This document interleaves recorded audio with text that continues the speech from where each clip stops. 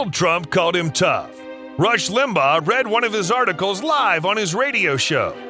Ann Coulter tweeted that article to her 1.5 million followers and declared, "Every sentence is perfect." Ladies and gentlemen, your host, former chief editor of the Jewish Press, Elliot Resnick. Welcome to the Elliot Resnick Show, enemy of the mediocre, the milquetoast, and the mendacious, champion of the excellent, the honest, and the uncompromising. Every week on this podcast, we will be interviewing a dissident voice, someone bravely bucking a societal trend and standing tall for the truth. Our first guest is Dr. Miriam Grossman. If you're conservative and active on social media, you undoubtedly have seen ads for a new documentary by Matt Walsh, What is a Woman?, which exposes the dangers and the inanities of the transgender movement. This documentary features several child experts, including Dr. Grossman. Dr. Grossman is a psychiatrist, a public speaker. She's spoken among other places at the British House of Lords and the United Nations. And she's also the author of several important books, including Unprotected, a campus psychiatrist reveals how political correctness in her profession endangers every student.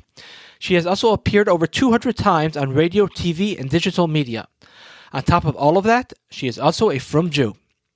It's an honor to have you, Dr. Grossman, on the Elliot Resnick Show. Now, you appear in this new documentary, What is a Woman?, several times, and in one of those appearances, you relate the story of John Money and the botched circumcision. Now, I know this story is a bit long, but I'd like you to repeat it, if you would, for our audience, as I think it's both very revealing and very illustrative of the madness we're living through today. Oh, I'm happy to do that. And thank you very much, Elliot, for having me on your podcast. It's really an honor to be here with you. The story of John Money is a very important one, even though it happened quite a few decades ago. And the reason that it's important is because he is the man who is behind our current use of the term gender. He came up with a theory called gender theory.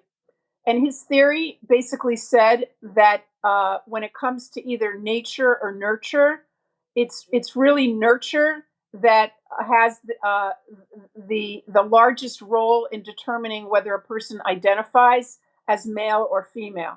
Nature would mean biology, chromosomes, hormones, and nurture means the environment in which a child is raised. John Money had really no way of proving his theory until a family came along and they provided the perfect situation for him. What happened is that there was a family from Canada, a young family, a young couple. They gave birth to identically twin boys. The boys were fine. At the age of 8 months, they took the boys to be circumcised. This is not a Jewish family, obviously. The first boy who went to be circumcised, his name was Bruce, and something went wrong with the equipment that was being used by the doctor, and his penis was burnt, and he basically lost his penis. The family obviously was in shock. They didn't know what they were going to do. This was in the 60s, and they took the babies home and were at a loss of how to raise this child, what to do. They were watching television one day. They watched John Money comes on the television and says that essentially a boy can be raised as a girl successfully as long as it's done early enough within the first 3 years of life. They decide that John Money is the answer to their prayers. They go down to Baltimore to see John Money at Johns Hopkins. He is the sophisticated, distinguished professor, and this is a blue-collar family that is not educated, and they are taken in by John Money and trust him implicitly, and they put their child into his hands, and they put the future of their family into his hands. John Money says to the parents, take your baby, Bruce, and we will castrate him. We will remove his testicles. We will surgically create something that looks like female genitalia, raise him as a girl, give him a girl's name, put him into girls' pink clothing, give him dolls, and so on and so forth. and never tell him that he was born a boy. So the family is just trusts him 100%. They take the babies home. They do exactly what John Money said. The baby has the surgery. Baby's castrated and given the name Brenda and put into the frilly pink dresses, given dolls, and so on. And John Money tells the parents that they should come down once a year so that he can follow and see how they're doing. John Money then begins to report his experiment with the twins in the scientific literature. And as the years go by, he's reporting that the twins are doing great, that Brenda, which is the name that the parents gave to the baby, the new name, that Brenda is adjusting well as a girl, living as a girl, accepted socially at school and by everybody as a girl, and everything's going well. The family is bringing the twins down once a year to see John Money, and the mother is actually, the parents are reporting to John Money that actually things are not going that well, and that Brenda is resisting some of the girly things. In fact, Brenda is preferring to play with his twin brother's toys, the trucks and the what have you, that Brenda prefers rough and tumble play, prefers playing with other boys, doesn't like being put in dresses. And in fact, Brenda was even urinating standing up. So John Money was not reporting this information. He continued for years to report that the experiment was a success. His papers are being widely distributed in the scientific journals. He is being lauded as someone who is now proven gender theory, and the word begins to get out beyond the scientific community into the media that biology does not have a bearing on being male or female, on masculine and feminine behavior, but rather it's all based on how a person is raised.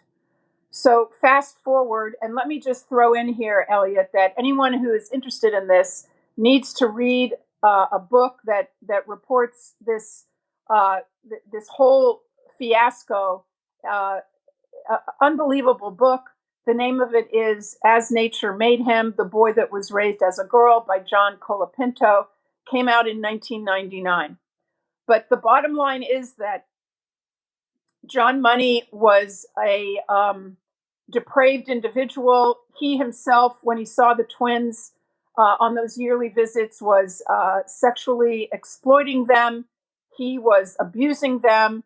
As an individual, he was a very disturbed person. He came out publicly in favor of pedophilia, in favor of incest. Now, the Reamer family was not aware of any of this. The kids were not telling their parents that John Money was forcing them to take off their clothing and do sexual things. They just kept it quiet until the point came when they refused to continue going down to John Money. And Brenda actually, as she moved into adolescence and puberty and began feeling attracted to other girls, became suicidal. The family takes Brenda to a psychologist. And eventually what happens is the psychologist tells the family that you must tell Brenda the truth. You have to tell Brenda that she's a boy, that she was born a boy, and what happened. Now, Brenda, aka Bruce, reported that when his father told him that he was actually a boy, he felt overwhelming relief. He felt finally like he knew that he wasn't crazy. And he immediately changed his name back to a male name. He did manage to do somewhat better for quite a few years, But the sad, very sad ending to this whole story is that his twin brother, Brian, ended up dying of an overdose when he was, I think, 28. And a few years later, David committed suicide. What would you say are the main lessons to take away from this story? One is that there are sometimes individuals who are in powerful positions in the world, including doctors and psychologists, who are extremely arrogant and and and their only focus is their own fame and fortune. And John Money got 25 continuous years of funding from the NIH. He also got a lot of other honors, and he's still to this day honored in some places. And so the message is that we shouldn't automatically trust everybody in a white jacket who has a lot of diplomas on their wall. And I say that as somebody who does have a lot of diplomas on her wall. The second message is that John Money's gender theory became pretty much accepted throughout the decades. In the 60s, 70s, 80s, it became pretty much institutionalized and reiterated in different forms until we get to today, when we're supposed to be telling little 4 or 5-year-olds that they may have been born in the wrong body, and that their biology doesn't matter, and that they can pick if they're boys or girls. Dennis Prager says that transgenderism is a fight against God. A verse in Bereshit in Genesis says that everything in this world was created according to its kind. Lemino is the word in Hebrew. And Rav Shamshon Raphael Hirsch spends much time stressing this point. Everything in life has its boundaries. In other words, men can't become women can't become men, humans can't become animals, a Yisrael can't become a Kohen, a Jew can't become a non-Jew, etc., etc. Rav Hirsch argues also that this principle lies behind the prohibitions of Shatnez and Kilayim. Everything has its place, and we're supposed to pursue our destiny within the boundaries that Hashem has set for us, that God has set for us. Now, I know you're a psychiatrist, not a theologian, but I was wondering if you had any thoughts on this. Do you see transgenderism as a fight against God? Well, I see transgenderism certainly as a fight against reality. And it's very clear from activists, and you can see very clearly in the documentary What is a Woman, that these people do not believe that there is one sole reality. They believe that everyone lives their own reality. And so, since God is the ultimate one reality, yes, I would certainly agree with Dennis Prager that transgenderism, which is based on the notion that everyone can construct their own reality, and that all of us have to respect everyone else's constructed reality. In other words, there is no one reality. There are as many realities as there are people, and maybe even more than that. Because a person could have a different reality one day and the next day, or 1 minute and the next minute. So I would agree that it is a rebellion against God. Yes. One of the interesting things about you, Dr. Grossman, is that although you're, of course, a frum Jew, you don't argue against immoral behavior in your books from a religious point of view. You do so strictly from a scientific, empirical point of view. In your first major book, for example, Unprotected, you demonstrate that being casually intimate with multiple partners is harmful to young people, particularly women, from a scientific perspective, that it doesn't lead to happiness, it actually leads to much misery, heartache, and insecurity.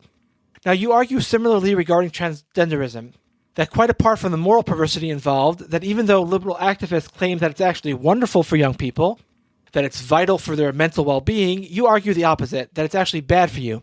I was wondering if you could elaborate on this point. Why is transgenderism bad for people? Well, wow. I would start with this. First of all, the idea that something that is so central to our humanity, which is male and female, the idea that that could be um, fluid and deconstructed and changeable, that's a destabilizing idea. And all of us, especially children in particular, desperately need to have stability. So that's the first thing I would say. But secondly, the puberty blockers that kids are put on at ages as young as 8 years old. These puberty blockers, uh, while they are advertised as being completely harmless and without any and completely reversible, and that's not quite the case. There's an impact on bone density. We don't know what the impact may be on the brain. We don't know what the impact is of interrupting a normal, healthy part of development, which is puberty, going through puberty. One of the things that liberals say is that it's important for them to transition, quote unquote. I mean, otherwise they might commit suicide. And I've read it's actually possible that's the opposite, that the suicide rate for people who transition is even higher than the people who don't transition. Okay. Is that correct? Okay. So people who are confused about their gender identity, people who do go through the transition, they have a higher risk of suicide than the general population. However, these children are already at risk of suicide because of their comorbid psychiatric diagnoses, and and and when they go through transition, there's no evidence that that rate of the suicide risk decreases.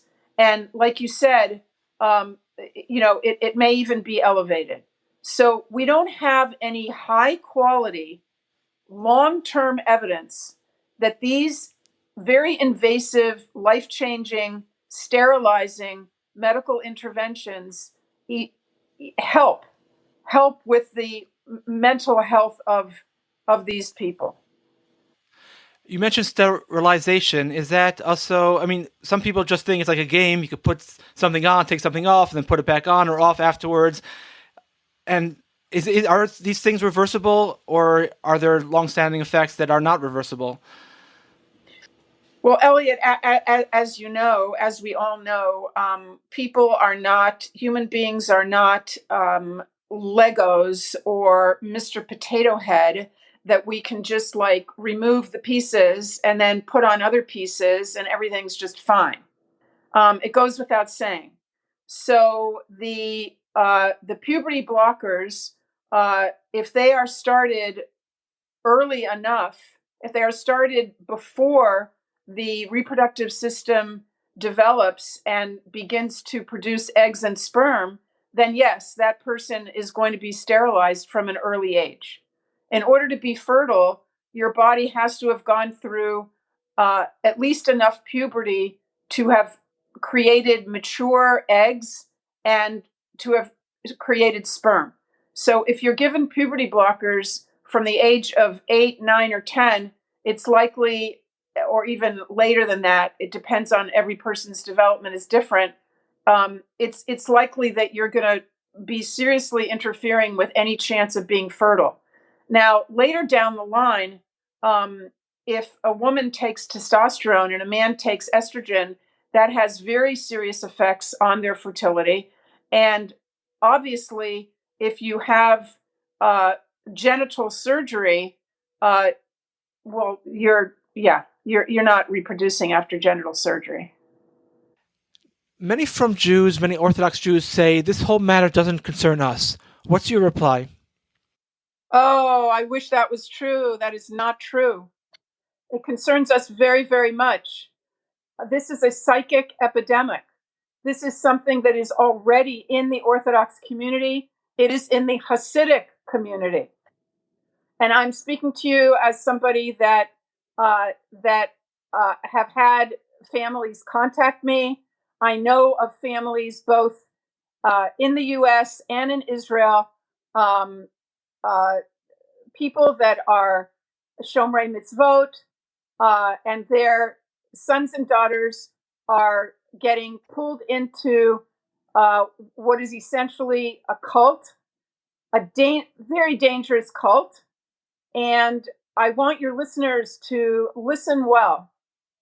You need to learn as much as you can about this topic, and you need to be prepared to be seeing it in your schools, in your neighborhoods, in your synagogues, and in your family.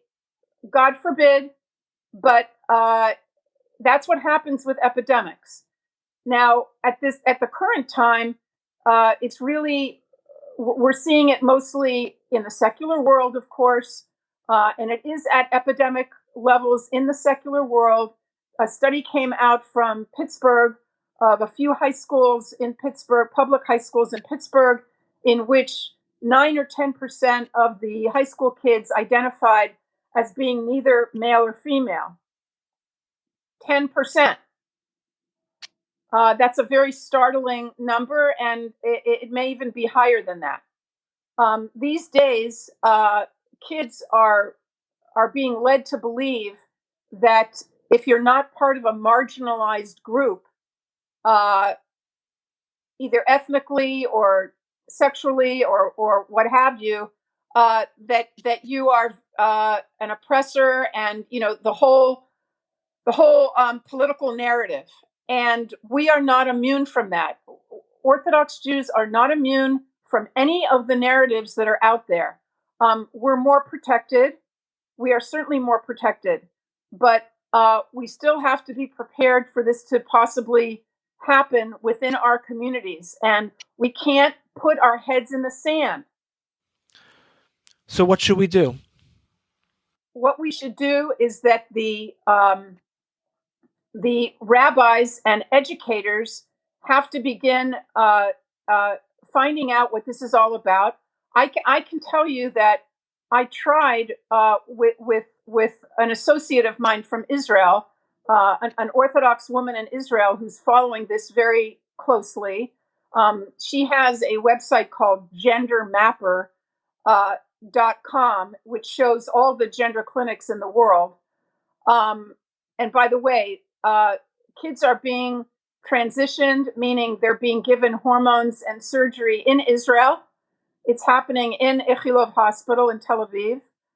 But in order to answer your question, I'm answering that by saying that we tried to put an ad into some of the prominent Orthodox magazines, and that would alert parents to this issue. We were going to put it in a very delicate way, in a way that would not be offensive at all, and simply to say that this is, to give a few resources and places that the parents could turn to, or rabbis or whoever it is, that this is a coming Magefa. It's a plague. It's a plague that I don't want to sound here like Chicken Little, the sky is falling. But honestly, Elliot, my private practice is devoted to helping these kids and their parents. And I promise you that for those families that are dealing with this transgender issue, the sky has fallen. This is a devastating situation.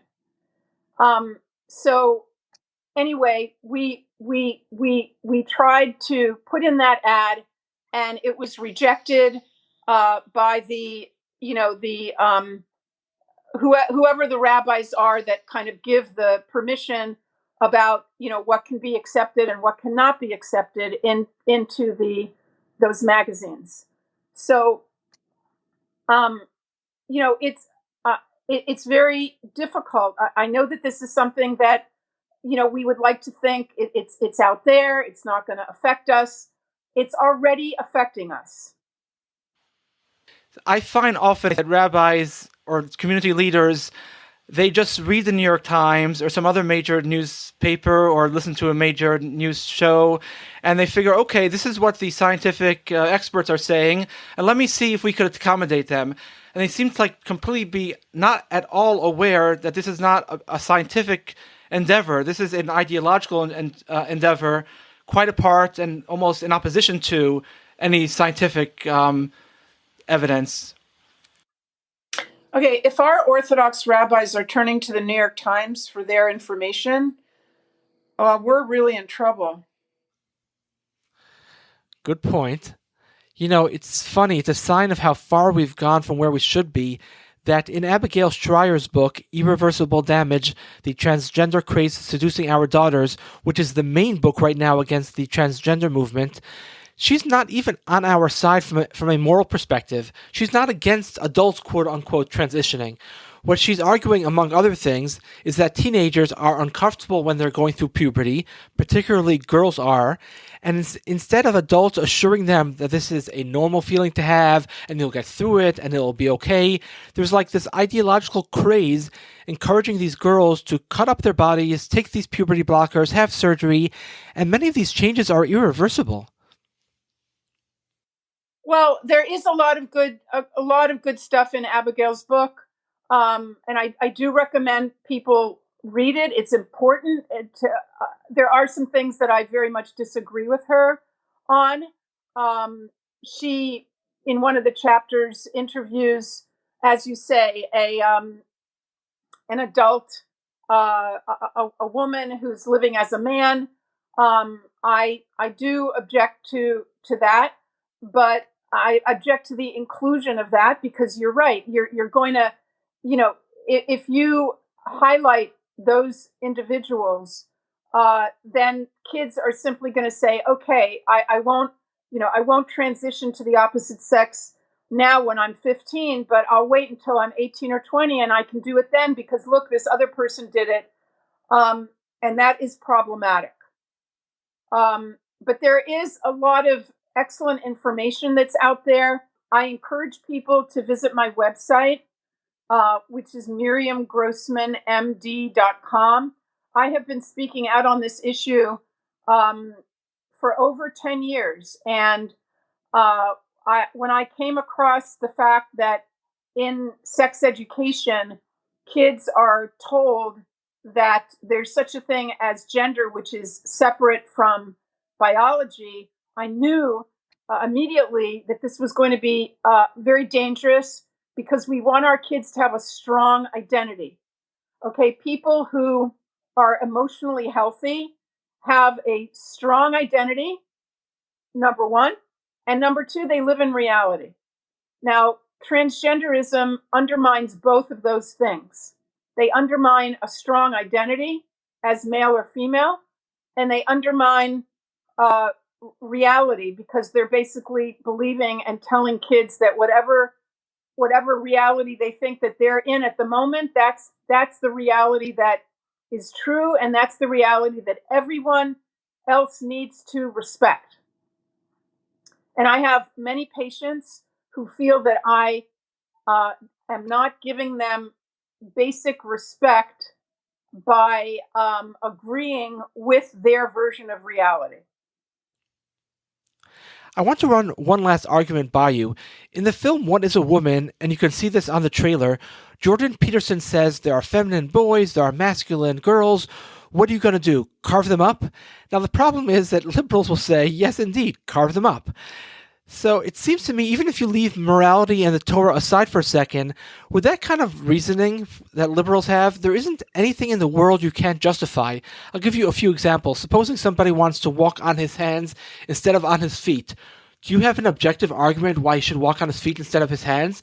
Maybe he likes walking on his hands better. Who are you to tell him not to? Supposing somebody likes to eat fishies. Now, you think it's disgusting. I think it's disgusting. Most 99.9% of the world thinks it's disgusting. But suppose he likes it. Who are you to tell him what to do? One last example. Suppose somebody likes to speak very, very loudly, and he's speaking to you, and he's screaming, essentially. And you say to him, if you don't mind, please, could you speak a little bit softer? And he says, who are you to decide what's the normal decibel level? You have your normal decibel level, I have my normal decibel level, and you're hurting my feelings by asking me to speak at your normal decibel level. You're offending me. So it seems to me that quite apart from morality in the Torah and all that, you need to have norms in society, even if they're completely arbitrary. If you don't have norms, it's impossible to live. I wonder what your thoughts are on that. Well, of course, I do agree with you. And the people that suffer the most from not having those norms and those expectations and those boundaries and definitions are children, and especially vulnerable children. And that's why we're seeing that the kids who are victims of this are ones that have like usually pre-existing mental health issues. They might be on the spectrum, depressed, anxious, and these kids need something to hold on to. They need structure, they need meaning, they need definitions, they need to know that when they wake up tomorrow morning, they're still a boy, and they're going to be a boy the day after also, and their father is always going to be a man, and their mother is always going to be a woman, and that these things are indeed written in stone and are not going to change. And one of the reasons for this terrible mental health problems that our kids have right now is that as we get further and further away from that, and of course further and further away from God and the laws that God gave us, there's more and more chaos and confusion. All right. Well, thank you so much, Dr. Grossman, for all those insights, and really thank you for joining us on our inaugural podcast episode. Thank you so much, Elliot. And don't forget to check out Dr. Grossman's Twitter feed, at Miriam Grossman, with an underscore between her first and last name. Again, that's Miriam_Grossman on Twitter. All right, some programming notes before we go. Along with this new podcast, I have also launched a new website and a new email list. The website's name is 1versus450.com. The name was inspired by the battle between Eliyahu Hanavi and the 450 prophets of Baal on Har HaCarmel. It was 1 versus 450, and yet who was right and who was wrong? And I think that's a lesson for many of us. We often are intimidated. Could the whole world be wrong? Could all the people who go to Harvard and Yale and all those professors at all those Ivy League colleges, could they all be wrong? How is it possible that I'm right? After all, I'm not even educated necessarily. And the answer is yes, they could all be wrong and you could be correct. And that could be true for two reasons. Number one, especially nowadays, the majority does not believe in objective truth anymore. They do not believe in religion. So they're really just following their own whims often. So that's number one. Number two, often when you're going up against everyone, quote unquote, you're actually not going up against everyone. You're going up against a few people who have thought about the issue, and everyone else who just jumped on board and says, oh, well, if that's what these experts are saying, I'm just going to go along with it. So that's true, let's say, with global warming.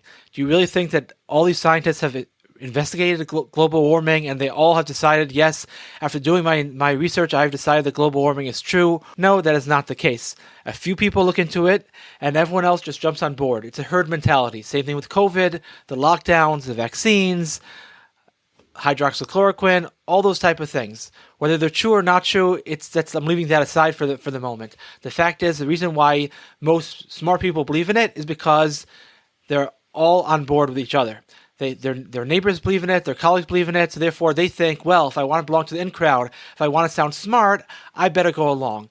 If I don't go along, I'm not going to be invited to write an article for the New York Times. I'm only going to be able to write an article for the New York Post. And do I want to write an article for the New York Post when I could write an article for the New York Times? Come on. Who's a respectable society? Is a respectable society the New York Times or the New York Post? Well, it's an easy choice.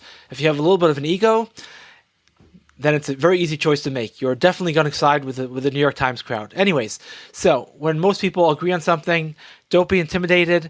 Most of the times they have not thought about the issue whatsoever. They're simply following the herd, and you actually are thinking about the issue, and good for you. So don't be afraid to fight the majority. Avraham Avinu fought the majority. That's why it's called Avraham Ivri. We're all called Hebrews according to one major commentary because we are on the other side of other people. We don't necessarily follow the crowd. Avraham was on one side of the world, the rest of the world was on the other side, and that was okay with him. He opposed the entire world, And at the end of the day, the pagans have not been very successful, and Avraham Avinu has been quite successful. So Avraham, Eliyahu Hanavi, the Maccabees, etc., etc. Do not be afraid of bucking the majority trends and bucking society. Anyways, so that is my new website, and there is an email list that goes along with it. I'd encourage everybody who'd like to sign up for the email list, just send an email to editor@1versus450.com. So that's editor@1vs450.com. I'll say it one last time. Editor@1vs450.com. And I will be sending out an email every day or every other day with views and other random things related to the podcast, etc., etc. So if you'd like to get that email, please sign up, and there'll be a link also at the website. All right, stay tuned for our next week's episode. Every Wednesday night, a new episode of the Elliot Resnick Show will be released. And looking forward to having you guys back next week.